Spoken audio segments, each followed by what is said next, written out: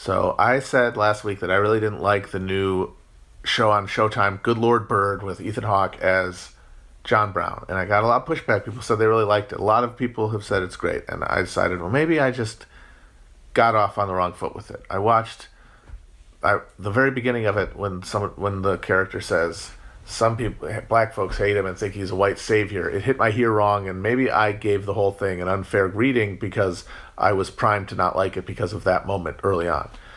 But so I started watching the second episode with good faith, and it doesn't really change any of my opinions about it, I gotta say. And in fact, one specific moment happened that I think crystallized some of the specific problems I have with it.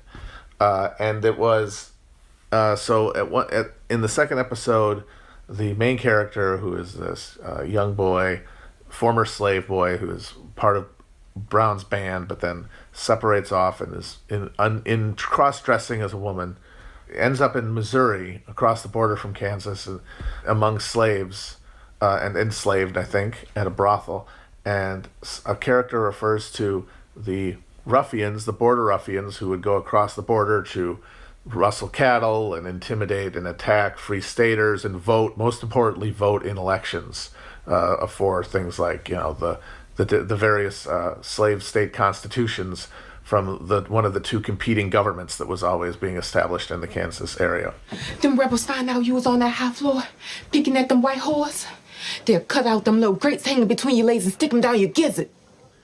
And she refers to them as rebels. And it just clanged off my ear, and I thought, who are these people rebelling against? This is 1860, I believe this is 1856 when this thing is set. The South has not seceded. Abraham Lincoln has not even been elected yet. The Democratic Party hasn't even shattered on the issue of slavery at its convention yet. Who are they rebelling against? During Bleeding Kansas, the federal government, under the dough-faced wretches Franklin Pierce and James Buchanan, who were Northern men whose entire political fortunes depended on absolute obsequious obeisance to all slave power devouers. That was how they maintained power. The urban machines in the North, plus the slave power in the South. Because they were the most demanding constituency on the issue of expansion and the fate of slavery in new territory, because slavers self-consciously understood that the future viability of slavery as a system depended on continued expansion. That was what drove the conflict that led to the Civil War. It wasn't slavery as such, it was slavery in the newly acquired territory. And so the governments that oversaw Bleeding Kansas, by the Democrats Pierce and Buchanan, whose northernness connected them to the free state electorate, a part of the coalition, but whose policies were always enough to guarantee the support of the South.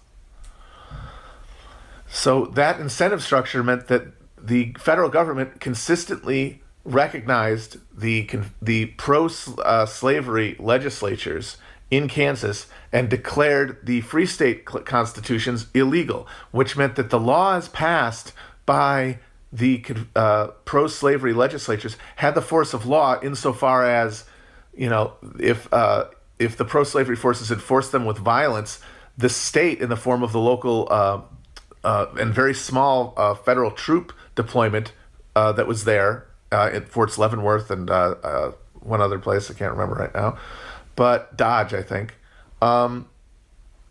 would intervene on the side of the pro-slavery factions. If anyone was a rebel in Kansas, it was the Free State faction.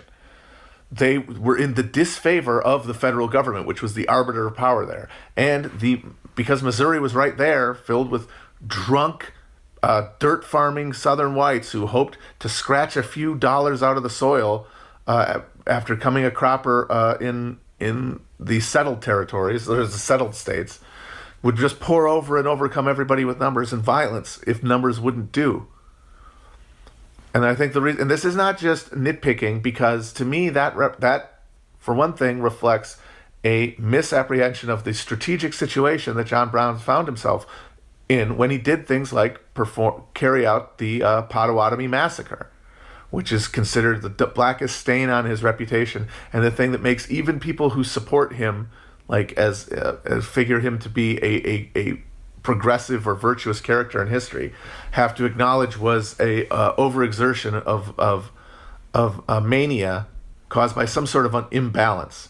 And his pursuit of the Harper's Ferry raid in the face of any plausible route to success rendered him, in the minds of even people who would support him, inherently mad. And because I think more than even his erratic behavior or violent behavior, it is his very clarity of faith, not in God as an abstraction, but as in God as a lived reality, that is what renders him more than anything insane to people. And that the insanity they depict in this show is an insanity that is just an inability to recognize a more spiritually bound and therefore deeper human spirit, to get abstract and goofy about it. Just it seeks to chop it down to a recognizable framework. Oh, religious mania plus like well-intentionedness equals kook or something like that. And this small thing about rebels is indicative of that. John Brown carried out things like the Potawatomi Massacre in a framework where it looked very much to every observer, especially right after the sack of Lawrence, which was when the Potawatomi Massacre was carried out, that the pro-slavery faction in Kansas was going to win, was going to take over the entire territory, have it admitted as a slave state. Look what was happening in Washington. The presidency was in the clutches of a Democratic Party that was fully invested by the power of the slavocracy, which meant that combination would guarantee that future states would come in as slaves. And the only long-term hope for ending slavery in any realistic fashion, short of a spontaneous war, was cutting it off, creating a cordon sanitaire of free territory around the South to eventually weaken and destroy the beast by starvation of land and expansion. And that's what the South understood, which is why they were fighting so hard in Kansas, and why, when the issue of Kansas galvanized the North so much that they elected Lincoln over the issue of the Lecompton Constitution. That's what the Lecompton Constitution is, what broke the Democratic Party into three parts, what ensured Lincoln would win, and what guaranteed the Republicans a stranglehold on the vote in the northern states, such that Lincoln was the first anti-slavery candidate to carry every northern state, which means he would have won even probably without the Democrats splitting up. Why was that the issue? Why did they vote that way? Why did the South then secede? Because they saw that the writing was on the wall because of what John Brown did in Kansas and then in Harper's Ferry.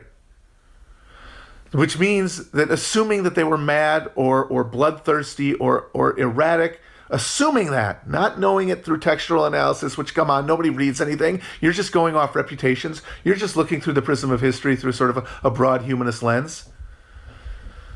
What you're doing is you're failing to see the tendrils that bound him to the earth in such a way that he could be sane in a land filled with insanity. That he could see the deeper reality of human interdependence that was invisible to everyone else. And that what he did, pushing at the boundary at every level of what was acceptable and going beyond what was practical or even moral in the pursuit of the next level of engagement with the issue, the next concrete move towards the actual eradication of slavery, was predicated by him asserting reality in the face of a lie. And so any art that seeks to deal with him, I think, should deal with him from at least understanding that. In this show, to me, it seems to me that they haven't even thought this way. This stuff has not even occurred to them. Honestly, I think what it comes down to more than anything is that the new left-wing social position that you see in things like a Showtime movie with a prestige cast that's going to get written up in all the good online periodicals and was going to form a part of a balanced cultural diet for a late empire overproduced elite in our country's media centers and centers of the creative class, is that we have now internalized the same thinking about race that the Dunning School perpetuated through American society at the turn of the last century. That was when the prevailing understanding and culture was that John Brown must have been insane because he thought black people and white people were equal. Only an insane white man could think that, therefore John Brown was insane. Now, the new cynical Afro-pessimist sort of THC coats received wisdom on race is that John Brown must have been crazy to think that whites would ever treat black people as equal, that they could ever actually affect equality in society. Because why would John Brown want to see slavery ended unless he thought eventually human equality could emerge out of white and black living alongside one another? Why would he have done it if he didn't think that could happen and would happen as a result of it? And that's the part of it that they now think renders him insane. It doesn't mean he was a bad guy. That's the difference. The old Dunning School people said he was mad and bad. The new Afro-pessimist, liberal, cultural hive mind says he's bad because he couldn't recognize the inherent wickedness of white people or the inherent intractability of white supremacy. Because the inability of white people to actually empathize with black people at a deep enough level to treat them instinctively as a person. That is an impossible thing. Even though he felt it. He felt it as deeply as any man could feel anything. That makes him crazy. That's what makes him crazy. And this show is about that. It's about how he saw the forest great, but he missed the trees. Like the first thing he does is that he rescues a slave from a slaver on Kansas plantation. In the process, gets his father killed, then takes him from the plantation, and in the process of taking him, overhears what his dying father says about his name to think he's a woman, and just assumes he is a woman because he can't see her. Him. I keep forgetting it's really him. He can't see him. He can't see Onion. He can't see Henry for who he is because he is too mad to recognize to his own white supremacy, to recognize his own white frailty. And so even though he's going to act on behalf of black people, it will never be truly him acting as it will be on their behalf from a position of inherent superiority that he doesn't even recognize because it's drowned out by the voice of God. And that's the complicated, modern take on John Brown that acknowledges the reality of slavery and white supremacy in America, and that is more truthful and doesn't go in for white savior tropes. Meanwhile, you're embedding in people's mind even deeper. Of course, it doesn't matter. It's all noise, but it's just an expression of a culture that in every way reproduces the idea that, and capitalism is happy to do it, that race is irrecoverable.